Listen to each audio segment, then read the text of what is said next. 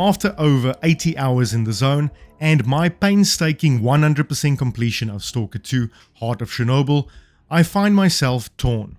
This is a game that demands patience, persistence, and a tolerance for its many imperfections. Yet, it's also one that offers fleeting moments of brilliance, enough to remind you why the Stalker series remains beloved by so many. As a sequel to the iconic trilogy, it carries the weight of expectation alongside the scars of a tumultuous development history. And what we've received is a raw, unpolished experience that is as frustrating as it is fascinating. Stalker 2 does excel in atmosphere, immersing you in one of the most hostile, captivating worlds ever created. Every step through the Chernobyl exclusion zone feels like a gamble, every discovery a reward for your curiosity and grit. But alongside its triumphs comes a slew of technical flaws, uneven mechanics, and a narrative that struggles to find its footing. For die-hard fans, there's a lot to love, and a lot to forgive. But for newcomers, the game's beauty and ambition might not be enough to outweigh its frustrations. Few games capture a sense of place as effectively as Stalker 2 Heart of Chernobyl. The Chernobyl exclusion zone isn't just a backdrop for the action, it's the soul of the game. A hauntingly beautiful and deeply hostile environment that feels alive with mystery and menace. Every crumbling building, rusting car, and overgrown path tells a story, and the world pulls you in with a magnetic force that's hard to resist. From the very moment you step into the zone, it becomes clear that this is not a sanitized AAA playground designed for convenience or spectacle. This is an unforgiving, unpolished, and deeply atmospheric world that thrives on its ability to unsettle, overwhelm, and awe you in equal measures. It's a masterclass in environmental storytelling and world building, though not without a few rough edges.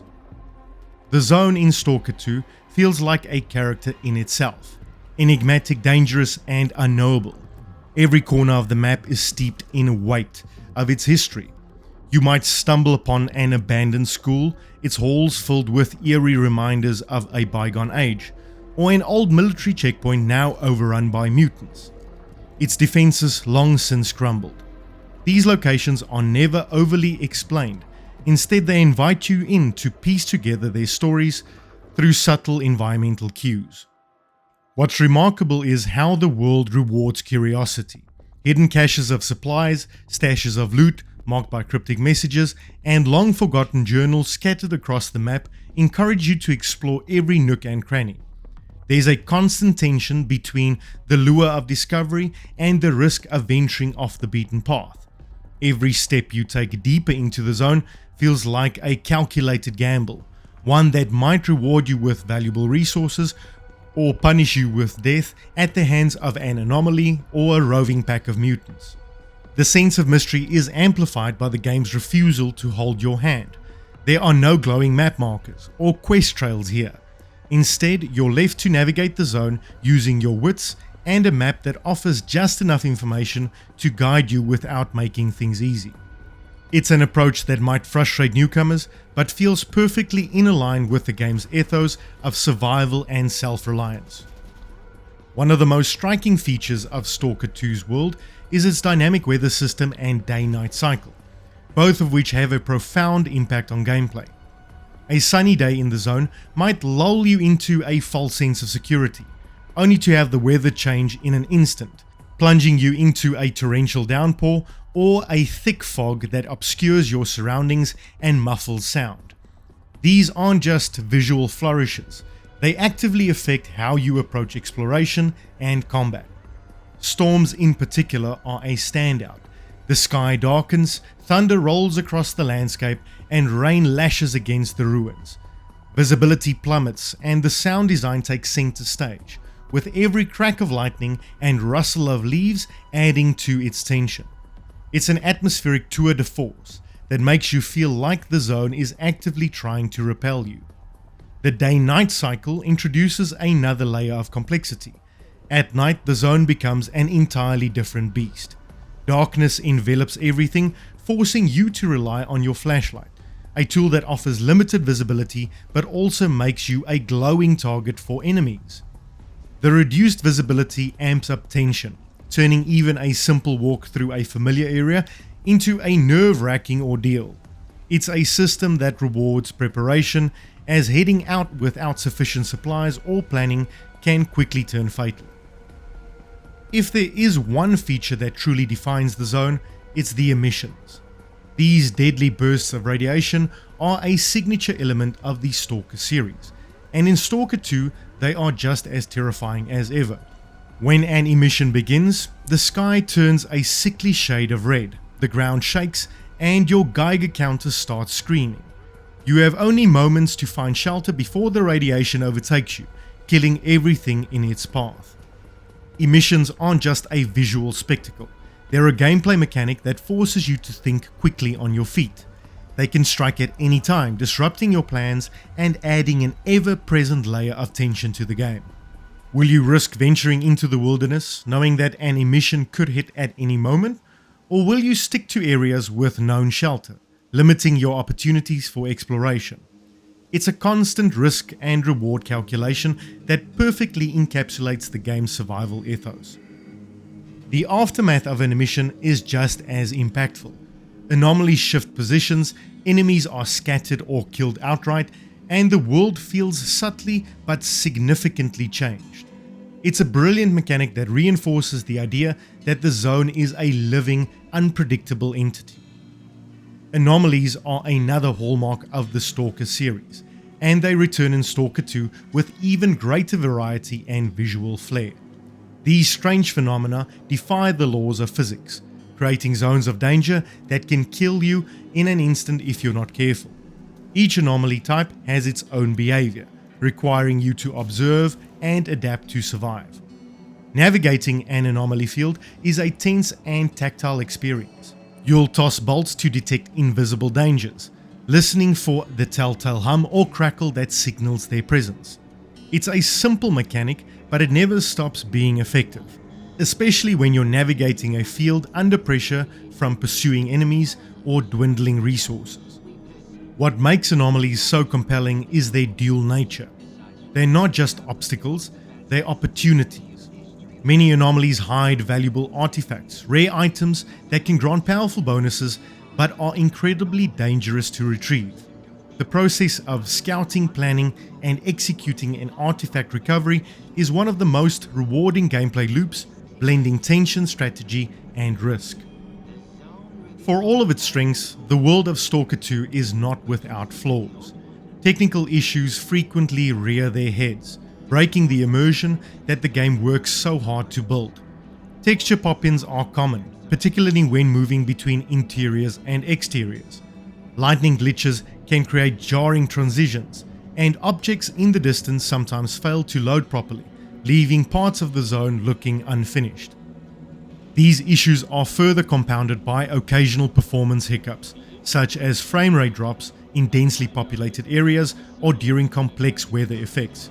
While none of these problems are game-breaking, they're persistent enough to be noticeable, serving as a reminder that STALKER 2 is still very much a work in progress.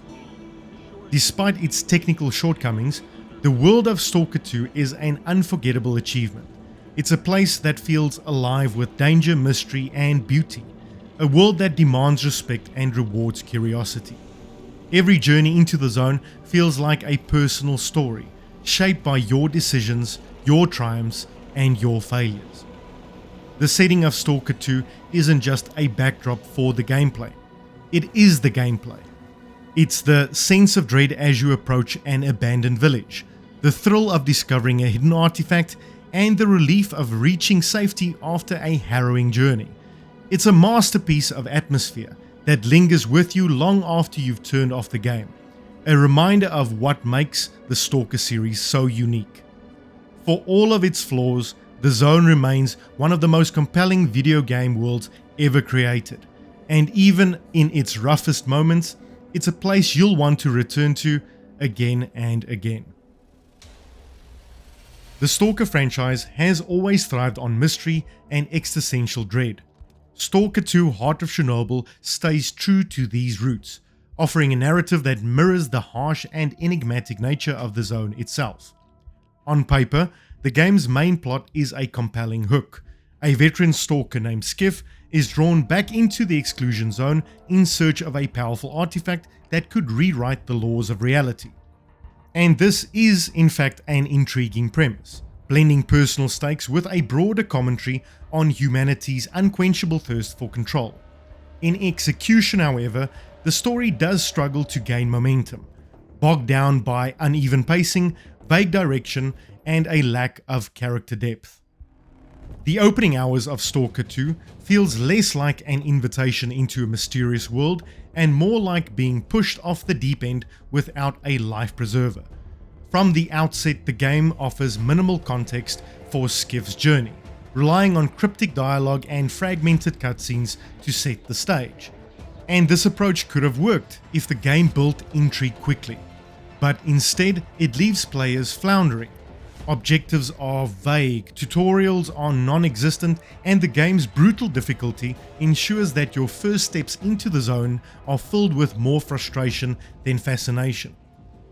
For seasoned fans of the franchise, this sense of disorientation may feel familiar. After all, Stalker has always been about throwing players into the unknown. But in Stalker 2, in my opinion, it goes a step too far. Newcomers are given little to latch onto, and even veterans might find themselves yearning for a bit more guidance. The result is an early game experience that feels less like a slow burn and more like a sputtering flame struggling to catch. It's not until several hours into the game that the plot begins to take shape. The first act is a disjointed series of survival tasks and fetch quests, designed more to teach you the mechanics of the game than to draw you into the story. By the time the narrative begins to coalesce, introducing its factions' moral dilemmas and philosophical undertones, many players may already have checked out. When the story finally does gain momentum, it reveals some genuinely compelling ideas. The hunt for the artifact is more than just a MacGuffin. It's a lens through which the game explores themes of greed, sacrifice, and the unknowable forces that humans constantly seek to control. The zone itself becomes a metaphor for human hubris, a place where those who seek power often meet tragic ends. This is where Stalker 2 shines, tapping into the existential dread that has always been at the heart of the series. The narrative's connection to real-world events adds a further layer of complexity. While Stalker 2 doesn't explicitly reference the ongoing war in Ukraine, its shadow looms large over the game's themes and atmosphere. The developers, many of whom have been directly impacted by this conflict, channels their experiences into the game's description of a fractured, hostile world. The factions vying for control of the zone mirror the chaos of war, while the pervasive sense of loss and uncertainty feels deeply personal. This subtext adds a layer of poignancy to the narrative, particularly for those who are aware of the real-world struggles that shaped its creation. However, it also raises questions about whether the game is trying to do too much. Balancing a fictional story with such heavy real-world parallels is a delicate act, and Stalker 2 doesn't always stick the landing. The result is a narrative that feels ambitious but uneven, as if it's being pulled in too many directions at the same time. Possibly where Stalker 2 falters the most is in its inability to make the story feel urgent or necessary. Missions often feel disconnected with the overarching narrative, and the lack of memorable characters leaves you with little emotional investment in your journey. Factions are introduced, but their motivations and ideologies are only hinted at, leaving you to piece together their significance on your own. This might be intentional, reinforcing the idea that the zone is a place that everyone is out for themselves, but it also makes the story feel fragmented. The game's pacing also does not help. Just as the plot starts to build momentum, the game slows it down with lengthy stretches of backtracking or survival tasks. This uneven rhythm makes it hard to stay engaged, especially when the story is competing with the game's many technical issues. Cutscenes are frequently marred by glitches, and key story moments are often accompanied by stilted animations or awkward camera angles. It's hard to feel immersed in a dramatic confrontation with an NPC when his face is clipping through their helmet. Despite its many shortcomings, the main plot of STALKER 2 has its moments. When the narrative leans into the existential horror of the zone, it delivers moments of profound tension and introspection. The moral ambiguity of your choices, the chilling revelations about the artifacts, and the occasional philosophical musings about humanity's place in the universe remind you why STALKER has always been a series with such depth. One of the game's true strengths is its refusal to offer easy answers. The artifacts at the center of the story is a symbol of ultimate power, but it's also a trap, luring those who seek it into their own destruction. And the game leaves it up to the player to decide whether the pursuit of such power is worth the cost, a choice that feels appropriately weighty given the stakes. STALKER 2 features a host of characters, from grizzled faction leaders to desperate wanderers trying to scratch out a living in the zone. On paper, this should breathe life into its world, offering perspectives that range from nihilistic pragmatism to idealistic survivalism. But in practice, the characters feel like window dressing rather than living, breathing people. Conversations often boil down to delivering exposition or assigning quests. Oral choices do exist, but they lack the emotional weight necessary to make them memorable. The result is a world that feels inhabited but not alive. The voice acting is also a mixed bag. The choice to use Ukrainian for many characters adds authenticity, but some performances lack the conviction needed to sell their lines. Animations don't help, often feeling stiff and robotic, further distancing players from the people they are interacting with. By far, the zone itself remains the most compelling character in the game, and while that's a testament to the strength of its setting, also an indictment of how much more work the human element needed. If STALKER 2 Heart of Chernobyl has a backbone, it's the survival mechanics. These systems aim to ground you in the zone's harsh realities, where every resource matters, every decision carries weight, and the line between life and death is razor thin. Unfortunately, while the framework of these systems is undoubtedly compelling, their execution often feels like a rough draft rather than a fully realized vision. At its core, STALKER 2's survival mechanics are designed to keep you constantly on the edge. Hunger gnaws at you, radiation exposure creeps higher with every misstep, and wounds bleed out unless treated quickly. The interplay of these factors should create a tense and immersive experience, but in practice many of these mechanics feel underdeveloped or poorly balanced. Take hunger for example. The game introduces it early and as a critical survival element. Ignore your growling stomach for too long and your stamina drains faster, making even simple movement a challenge. But here's the thing. Food is so abundant in the zone that hunger rarely becomes a real issue. Bandits drop food like cracking open a piñata. Every other cupboard is stuffed with bread and sausage, and vendors sell food cheaply. What should be a source of constant tension is reduced to a mild inconvenience, robbing the mechanic of its intended weight. Radiation exposure fares a bit better, adding a tangible sense of danger to exploration. Certain areas of the zone are hotspots, and entering them without proper protection or anti-radiation meds is a death sentence. However, the solution to radiation poisoning is almost comically simple. Just drink vodka. The sheer availability of vodka, combined with anti-radiation syringes and filters, makes it easy to shrug off what should be one of the zone's most oppressive threats, making this mechanic feel more like a nod to immersion than a genuine challenge. Then there's bleeding. Take a hit in combat and you'll start to bleed out, forcing you to use a bandage to stop the flow. It's a mechanic that could add tension to a firefight, especially if supplies were scarce. But much like hunger and radiation, Bandages are so plentiful that bleeding really feels like a life or death situation. You're always just one menu click away from patching yourself up and moving on.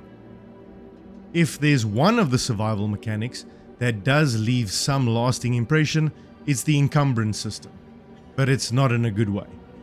The weight limit in STALKER 2 is absurdly low, even by survival game standards.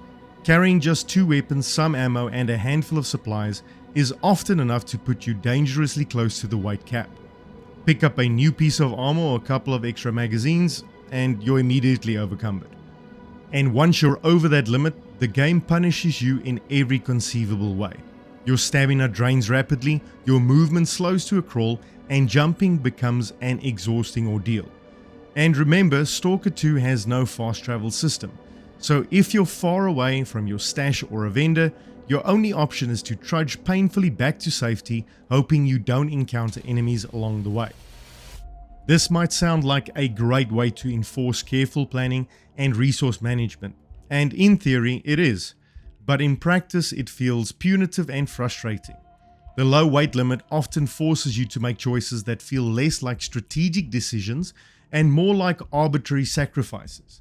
Do you drop a valuable weapon because it weighs too much, knowing you might not find another like it? Do you leave behind crafting materials you might need later, simply because your backpack can't handle them?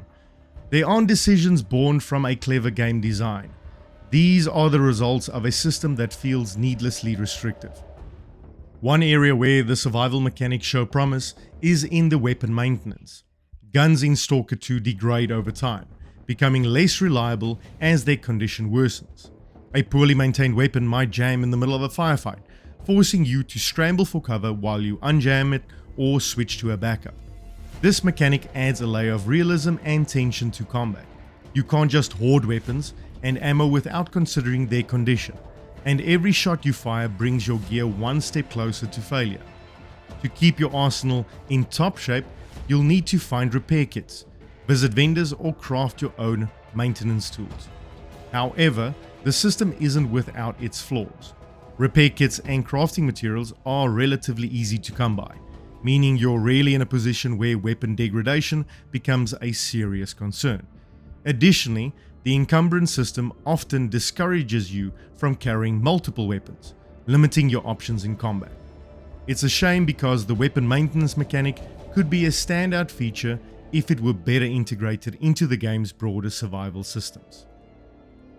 Crafting is another pillar of STALKER 2's survival gameplay, but like many of the game's systems, it feels half-baked. You can use materials scavenged from the zone to craft ammo, medical supplies, and repair kits, which should incentivize exploration and looting. However, the crafting system is clunky and underutilized. Materials are often so plentiful that crafting feels more like busy work than a crucial survival strategy. The UI also does not help matters. The minimalist design might look clean, but it often prioritizes aesthetics over functionality. Navigating the crafting menu can be awkward, and the lack of clear explanations for certain recipes or item effects makes the process feel more obtuse than it needs to be. It's an area ripe for improvement, and one can only hope that future updates will refine these systems, or modders perhaps, to make it more engaging. The biggest issue with STALKER 2's survival mechanics is that they often feel more like obstacles than opportunities. Instead of creating meaningful tension, they bog the player down with micromanagement and repetitive tasks. Hunger, radiation, and bleeding should feel more like constant threats, but they're too easily mitigated. Encumbrance and weapon maintenance should force you to make tough choices, but instead they feel like unnecessary hindrances. There's a fine line between challenge and frustration, and STALKER 2 unfortunately frequently crosses it. Survival mechanics in the game, like the Long Dark or Green Hell, work because they strike a balance. They're punishing but fair, forcing you to adapt without making you feel helpless. STALKER 2 has the foundation for a similar experience, but it will need significant adjustment to reach that level. Combat in STALKER 2 Heart of Chernobyl is one of its most divisive aspects. At its best, it's a thrilling and tactical experience, putting you in intense, high-stakes encounters where every shot matters. At its worst, it's a frustrating mess marred by inconsistent AI, poor hit detection, and clunky mechanics. It's a system that feels like it's teetering on the edge of greatness, but its flaws pull it back just when it starts to shine. Where Stalker 2's combat shines brightest is in its firefights against human enemies. Bandits, rival stalkers, and faction soldiers make up the bulk of your opponents, and they are far from brain-dead cannon fodder. The AI often behaves intelligently, taking cover, flanking your position, and retreating when outnumbered. Engaging a group of enemies in the zone can feel like a high-stake game of cat and mouse, where positioning, timing, and resource management is critical. The ballistic system adds another layer of depth. Guns feel weighty and responsive, with realistic recoil patterns and ballistics. Bullets have drop-off and penetration mechanics, meaning that aiming for vital spots through thin cover is viable and often necessary tactics. This grounded approach makes firefights feel tense and rewarding, especially when you land a clean headshot after lining up a difficult shot under pressure. Weapon variety is impressive, with an arsenal of assault rifles, shotguns, pistols, and more exotic firearms available as you progress. Each weapon has a distinct feel, and the ability to mod and maintain them gives you a sense of ownership over your loadout. A well-maintained rifle with a custom scope can feel like an extension of yourself in the zone, further immersing you in the survival experience. But for every moment of brilliance in human combat, there is a frustrating counterpoint. While the AI can be smart, it's also wildly inconsistent. One moment enemies are coordinating flanking maneuvers and pinning you down with suppressive fire, the next they're standing out in the open, oblivious to your presence as you pick them off one by one.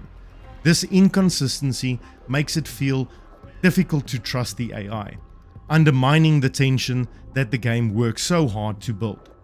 Stealth interactions in particular highlight the AI's flaws. Enemies often spot you through walls or dense vegetation, breaking any semblance of realism.